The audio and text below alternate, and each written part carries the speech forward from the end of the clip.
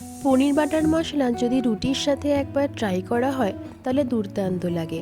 চলুন তবে দেখি কি করে বানাচ্ছি। প্রথমে দিলাম রিফাইন তেল এবং তারপরে দিলাম 1 টেবিল স্পুন বাটার। খুব ভালো করে মেল্ট করে নিয়ে পনিরগুলো আমি স্টেপ বাই স্টেপ ফ্রাই করে নেব। খুব হালকা ফ্রাই করব, ব্রাউন করে। তারপরে আমি একটি বাটিতে জলের মধ্যে ডুবিয়ে রাখবো।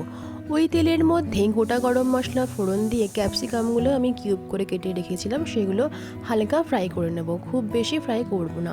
তারপরে মিক্সার গ্রাইন্ডারের মধ্যে আমি 1 টেবিল স্পুন পোস্ত, 1 মুঠো চারমগজ, 1 মুঠো কাজবাদাম দিয়ে খুব ভালো করে পেস্ট বানিয়ে নেব।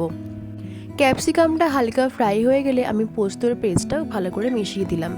খুব ভালো করে মিশিয়ে নেওয়ার পর আমি অ্যাড করলাম 1 টেবিল স্পুন নুন, 1 টেবিল স্পুন চিনি এবং হাফ টেবিল স্পুন জিরে গুঁড়ো এবং হাফ টেবিল স্পুন কাশ্মীরি মির্চ।